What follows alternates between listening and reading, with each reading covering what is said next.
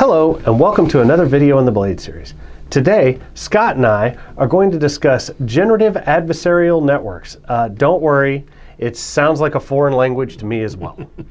In fact, we're all going to be learning on, leaning on Scott's vast knowledge today, because not even I know what's going on here. So, as always, let's jump right in. Scott, what is generative adversarial network? It's a good place to start. A generative adversarial network, or as we call it, a GAN, G-A-N, right? Okay. It's a type of artificial intelligence model designed to create synthetic data, right, that looks convincingly real. And that kind of data would be things like images, text, audios, videos, and all that kind of stuff, right? So you kind of see where we're going with this. Be able to create this kind of content really fast. But the cool thing about a GAN is it actually consists of two different neural networks. There's a generator and a discriminator. And we could talk a little bit more about that here in a second, how that works and why that makes a difference. Oh, good grief. So what genius came up with the concept of GANs and when? Well, actually, it was really recent. A gentleman, an AI researcher named Ian Goodfellow in 2014. So about 11 years ago, this came about as a concept. And then what's recently been put in practice more and more. It's really the footprint of it on the internet, for example, is increasing. A lot more people are asking, what is it? How do I do it? There's training videos on it now. There's sample code that you can use to create your own simple system in that regard. So yeah, 11 years old. I think it's just now starting to gain some momentum now. Yeah, I was about to say, in the world of AI, 11 years is a long time. Yeah, it is. It is. But it kind of sat on the shelf while everybody was getting these other generative AI systems going. And now people are looking back at that research saying, hey, this makes a lot of sense. Because, you know, the way it's a deep learning network, the way it's set up. And the two pieces, as we'll see here in a bit, talk back and forth. And so they learn from each other. Oh, that's pretty cool. So I guess that goes into it. What are the generator and discriminator in the GAN, and what do they do? Yeah, well, we're going to make it very simplified for today's discussion. Because I need it too. Because if you really look and want to see what's happening, you can see what's happening. But we're talking, you have to have a pretty good background in calculus and all this various, upper level math, because really that's what it all is. And the bottom is math. Right. But some interesting math is there. But very simplified, the generator creates new data. Okay. Now let's use a picture as an example. Okay. So we tell the generator to create something that looks like a $100 bill. Okay. Right? It's been trained a little bit from the internet, so it kind of understands what a bill is. It's probably seen a few pictures of a $100 bill, but it's not really sure. So it's going to create this new data. And then the discriminator is going to take this fake $100 bill and is going to evaluate it. It's going to say, okay, is this $100 bill real or fake? Or is this painting? Whatever the generator creates. And what happens is, as you start, it will look like it's not real. It's wrong. Right. The discriminator will almost 100% of the time at the beginning saying, that's bad, which makes sense. You're not going to make a picture of a cat, for example, if you've never seen a cat before, that kind of thing. It's one of those training issues.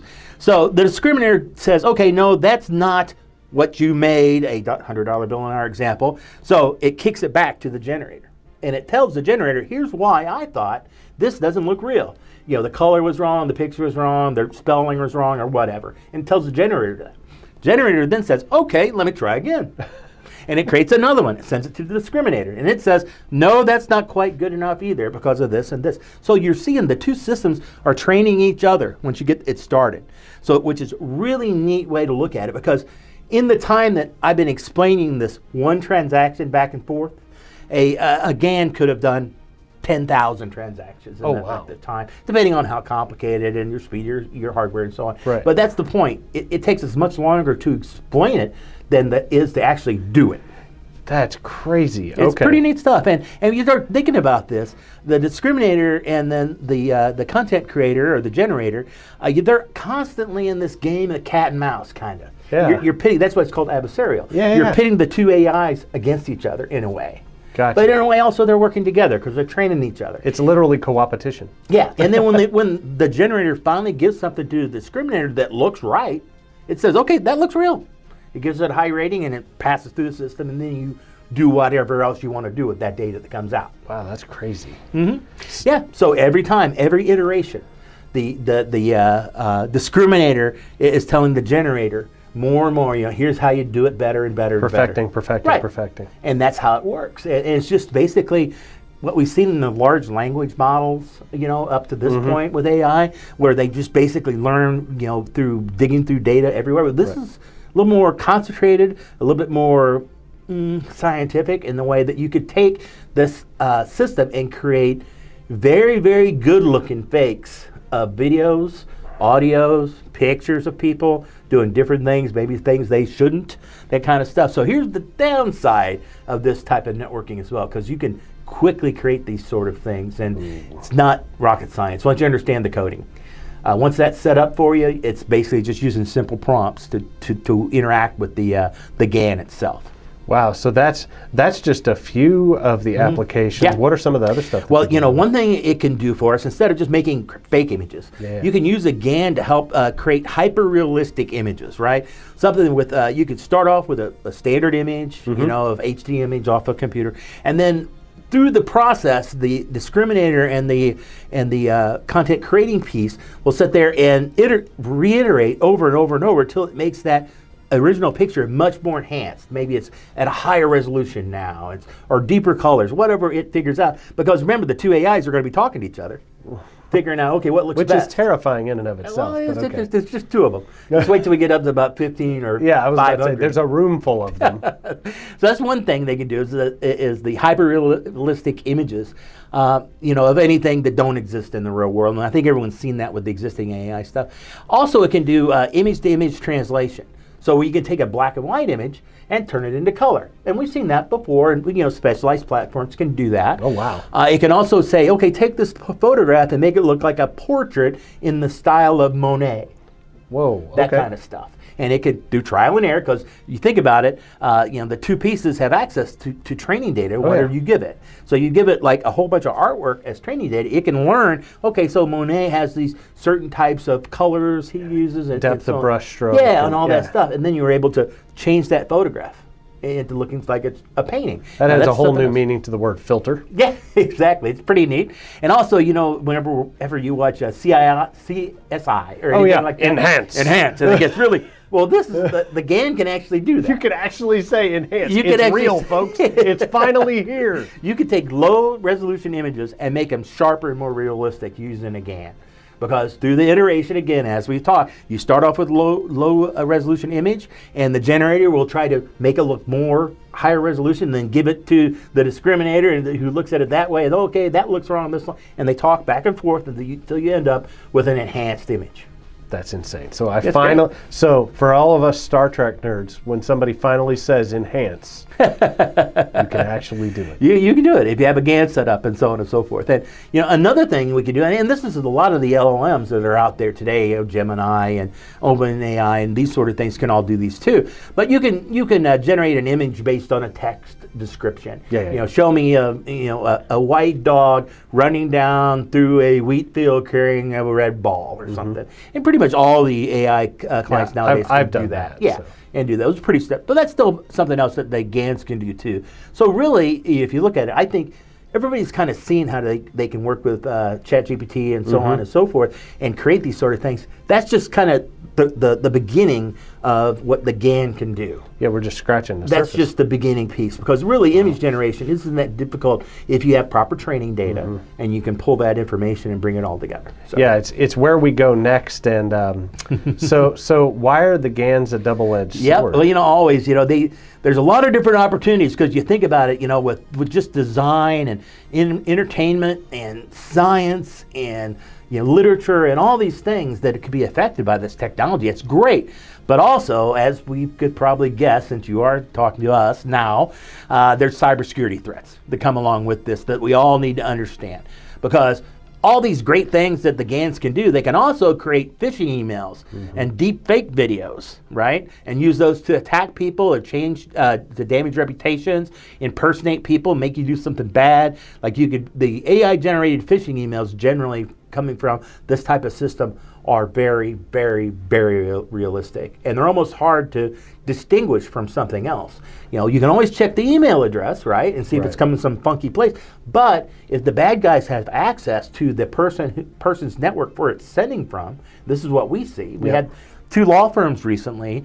That one was wanting to pay another one fees or whatever, and a man in the middle came involved from the other network and was sent an email that came from that network, which it did. They'd compromised that network, and we were sending email to our client saying, "Hey, give us this money and send it to this routing number," and so on and so forth. So that's the kind of thing that it can make these phishing emails and deep fake videos and others, look really, really good, and it's hard, not to click on them. You really have to be careful. So as always, cybersecurity is always going to be a threat when it comes to this kind of thing. So I guess the polishing the image and all that stuff. So how do the GANs contribute to the creation of the deep fake videos? Well, that's the thing. You can generate fake videos with a GAN, and you could have like, President Obama, singing a song, for example, or you could have. I saw one recently that had remember the PM of the UK, Boris Johnson. It had him doing a juggling act. Right. And it really looked good. He had like a clown hat on and everything. And it really looked good. So, and you think again about how the GAN's configured and the way how it does its deep learning, it's iterative, right? It goes from the two pieces that keep working together to make it more and more real looking. And that's where the fake videos generated by a GAN could really be some very, very dangerous technologies in the hands of the wrong person. Yeah, at that point, the things we rely on, such as the obvious hallucinations, the misspellings, the stuff like that. Yeah, it's probably going to catch. Well, that's part of the way of the design. You're right, because we could look at AI created videos today. I know we saw one just this morning. Yep. And you could say, it looked really good, but you could see in the background, like on a marquee of a movie theater, that the letters weren't shaped right and it didn't make any sense. Little things like that, street sign. People's like eyes. A lot of that. People's eyes is another one where they still look right. It's that uncanny valley thing, right? Because it looks kind of right, kind of not right, but you can't really say why. You're right. The GANs will be able to make much more superior deepfake videos than what we've seen today, because it's two AIs working together. So it's like, if I was a marketing guy, I'd say like twice the power, twice the price, twice the evil, twice the evil. Yeah. So with that, what are some of the cybersecurity threats posed by the GANs? Yeah. Right. Well, just think of what you could use this technology to do, and be evil. You could pretty much say, like, it's a bottomless pit. Yeah, you could have anything like a fake press release from your company that says something terrible and causes your stock to crash. And then if you find out it was fake and you tell everybody that, bet your stock won't come back to the way it was. That's just the nature damage of is done. Yeah, screenshots that are doctored show you're doing something you shouldn't have been doing, or screen captures where it's a video where it shows you your mouse moving around, doing things it shouldn't, like stealing corporate data or threatening employees or something like that. There's all kinds of things you could do to cause trouble with that. And you can, any of these sort of things, the screenshots and documents and stuff, could be distributed through social media. And social media being the main information source of many people in the United States today, that's where it would inject into their feeds, and they would see this, and they probably wouldn't be able to identify it as being fake or not. Especially not at first glance. It would take a little bit of researching. And that's the thing. And a lot of people don't take that time to see where that email is really coming from, or those sort of things. So that's something you all have to look out for. So on the cybersecurity threat side of things, I'm thinking of phishing emails. Yeah. So how in the world are we going to do? Like, what are they going to do? Yeah. Well, they're going to make really, really good-looking ones. Oh boy. And they're not going to be like in the old days, like 5 years ago. We would look for emails that came through that had the phrase, kindly do the following, for example. The word kindly really isn't used in American English that often. It's used in British English all the time. Out of band speech. Yeah. And British English is what basically the rest of the world who speaks English speak. They don't speak American English. So it's a little bit different in that regard. So we used to key on that kindly word. And whenever we saw kindly, we said, okay, this is fake. Yeah. All the time. Yeah. A lot easier back then. Now today's everything's going to be so well tailored, and they're so indistinguishable from real ones. You really have to understand and know how to look at the from field and what that means to you. And there's a lot of information on the internet, but basically, if you're using Microsoft products, you can generally just hover your mouse over the top of the name that's in Outlook, right? And it'll pop up and give you the information. And then look at that domain and make sure it really is, let's say you're getting something from Blade Technologies. Our domain is bladetechinc.com.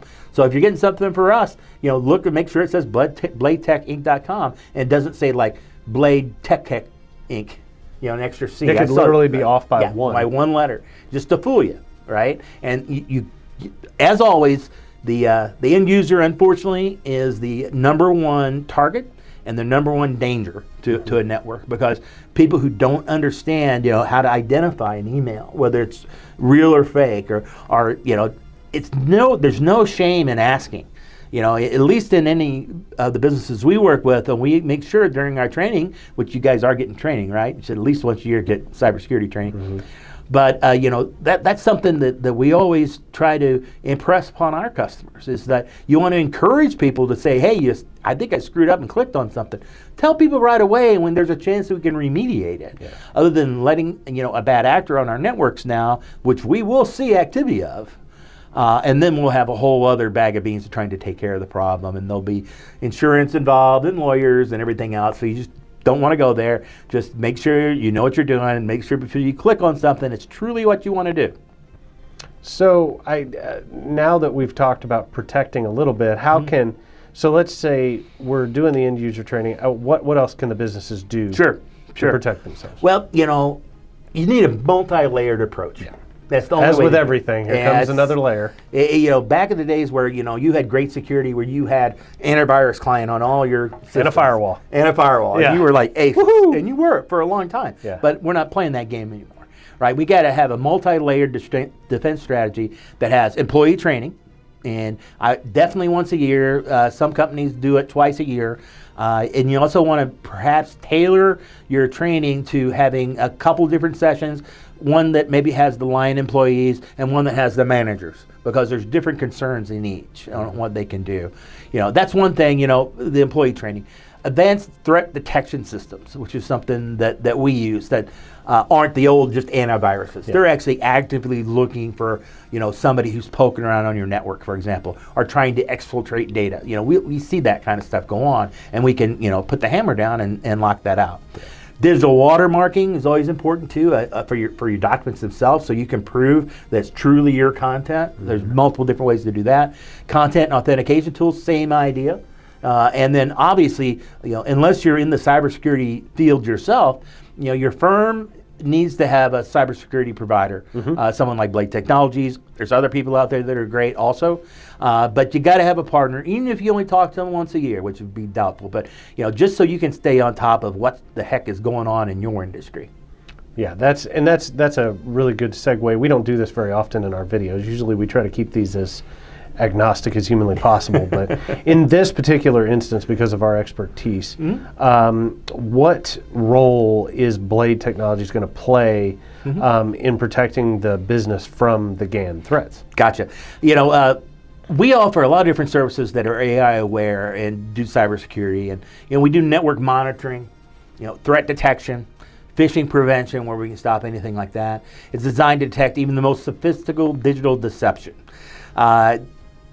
Not to say that it's 100%, nothing is in this field, right? But it does a really good job, and it's probably, I'm not sure what they're doing on their end, but a firm that tries to identify digital deception would probably want to have a GAN to be able to simulate some of what they're seeing, and also help them figure out how they should approach it. Yeah. I mean, it's a great solution for that kind of person.